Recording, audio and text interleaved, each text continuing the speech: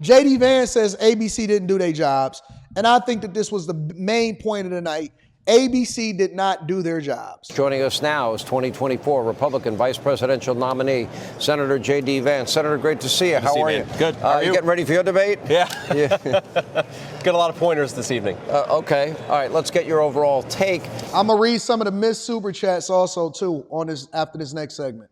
I think the thing that's frustrating to me and a lot of people, well, number one, I think 3-on-1 was a little frustrating. Yeah. Number two, the topics that are so relevant, the radical positions that she's taken. Sure. When I first interviewed you, the first interview you did, when you were vice president, when you announced to be the candidate, I asked you every hard question, and you answered every one of them. And I kept you longer because it was supposed to be 10 minutes. I kept you 30. I was being very nice.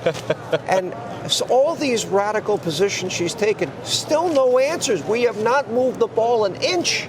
It is frustrating.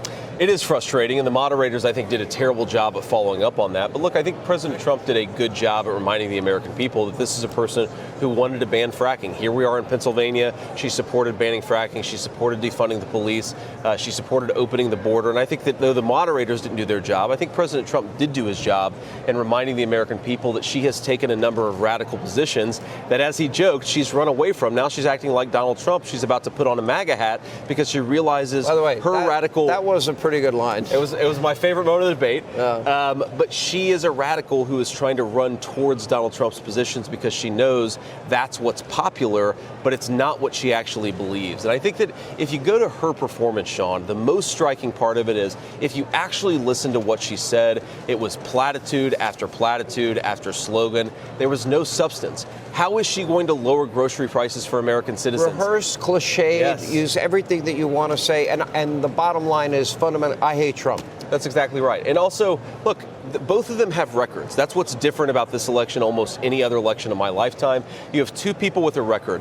Donald Trump is proud of his record. Kamala Harris is running away from her record because her record is higher grocery prices, homes that are unaffordable, a wide open southern border, rising fentanyl deaths. This is happening because of her failed leadership. And all we need to remind the American people of, and I think Donald Trump did a great job of this tonight, is the reason why these problems happen is because Kamala Harris failed to do her job.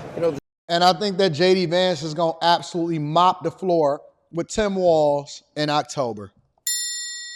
I think that J.D. Vance is going to absolutely have a field day with Tim Walz, and it's going to be slow singing and flower bringing in October because he just basically summarized everything that just happened.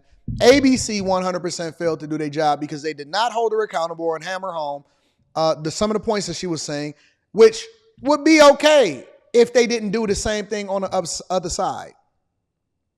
If you was just going to let them talk and let them get it off like CNN did, cool. Don't hold her accountable. We going to watch the replay. We going to have that conversation. But the problem with ABC is that they were so biased on one side, and it was obvious to every single person that was watching. And more importantly, after the debate, after everything displaces and everything goes their separate ways, guess what? Nobody is even going to remember what happened during the debate. You know why? Because they got to go back to their regular lives. And like J.D. Vance said and so eloquently put it, when you go home at night, you still got higher gas prices. You still ain't got no job. You still got laid off. You still can't go to the grocery store and fill up your basket for less than $600. You can't feed your family for the whole month without going paycheck to paycheck. And we can go back and we can look at what our lives was 7 years ago versus what it was like 3.5 years ago. And that is the biggest thing. This is the first time in our lives, in my lifetime, actually, where we can actually lean on a record to determine, on both people's records, to determine what my life was like in both times and how it is that things change so dramatically and what was the reason for that and who was at the helm in order to be able to do that. Immigration, grocery prices, inflation, lifestyle, so on and so forth, and the fact that they still tried to give her the alley-oop, and he still battled and did what he was supposed to do as far as communicating to the American people. J.D. Vance is right. The thing is, she's 50 days, and prior to tonight, she does one interview, no press conferences. You're out there every day. Between you and President Trump, you're nearing, 50 combined. Sure.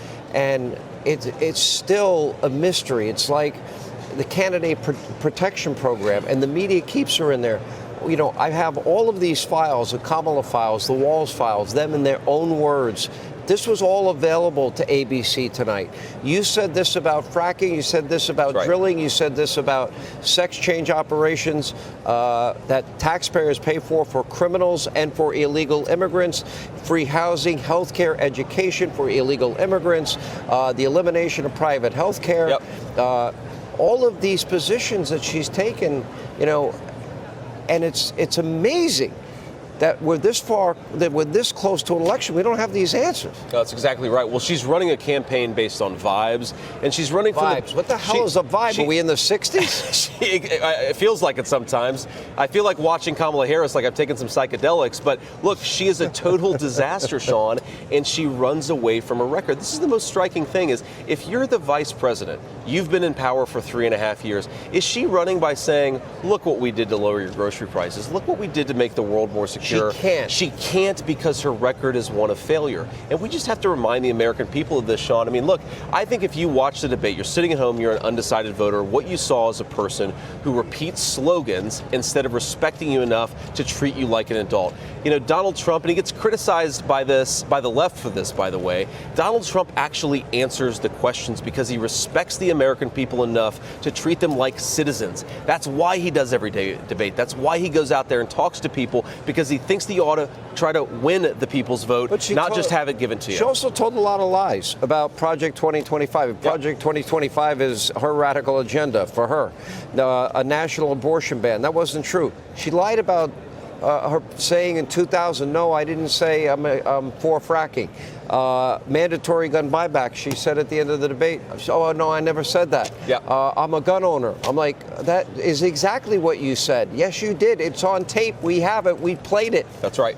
Well, that's the entire trick here, right, is the media is helping Kamala Harris run away from a record, but we have her on tape saying all these things, Sean. And by the way, when she said that she supported a ban on fracking, then she changed her view in 2020, that's another complete fabrication. She has never once changed her view that she wanted to ban fracking. And you're an American sitting at home. She became the presumptive nominee. Well, that's right. She changed her mind in 2024, but not in 2020, so another complete fabrication. But think about this. If you're a Pennsylvania energy worker, or you're an American suffering from high utility and energy bills, Kamala Harris is telling you she wants to make you pay more and she wants to put these energy workers out of a job. It's a disgrace, but it's what she said in her own words, and we've got a record of success to run on. We just have to keep on doing it. Let me ask you this, because I think this is very important.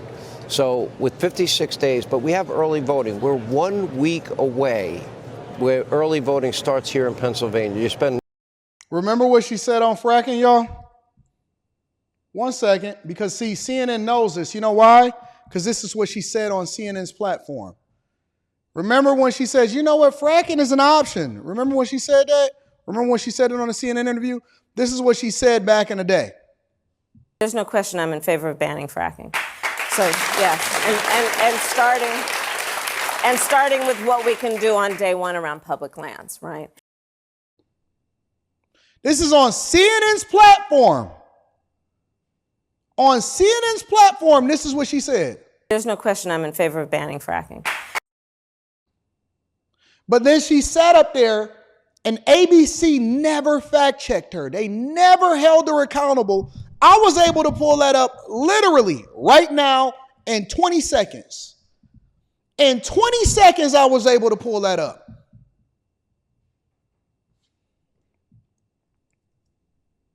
Amazing.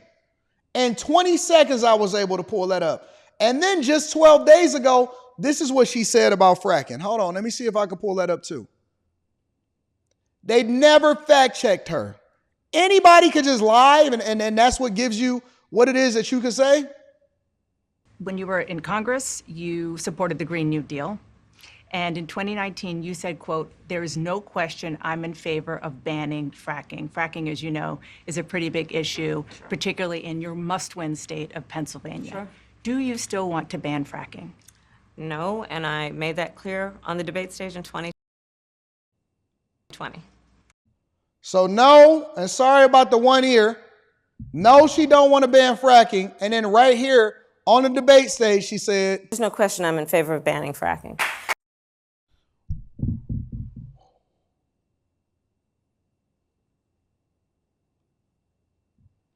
You're spending a lot of time in Wisconsin, Michigan, Pennsylvania. Sure. And one has to wonder, you know, to what extent has her past statements and radical positions penetrated the consciousness of the American people? Look, I think they've penetrated a little bit, and it's our job over the remaining 56 days of the campaign. You're right, early voting starts in just a couple of weeks. It's our job to make it penetrate. In a week. John, we have to do this every single day. We have to remind the American people of what she said. Look, this is not complicated. We just have to tell the truth. Kamala Harris wanted to ban fracking. She wanted to defund the police. She said it all on video. We just have to remind people of what she said. And by the way, Sean, it's not just reminding people what she said. It's reminding what Donald Trump did and has plans to do again. We had prosperity. We had peace. We had the American dream that started to feel alive again thanks to Donald Trump's leadership. Sean, you know I believe this. I think we've got the best workers, the best history and cultural traditions in the world. We've got the best natural resources in the most beautiful country. We have got failed leadership that is ruining our great inheritance as a country. We just need better leadership. It's that simple. I think that J.D. Vance is going to absolutely mop the floor again with Tim Walz. Clearly, she lied a whole lot of times in last night's debate. And I think that J.D. Vance just pointed out that ABC did not do their jobs.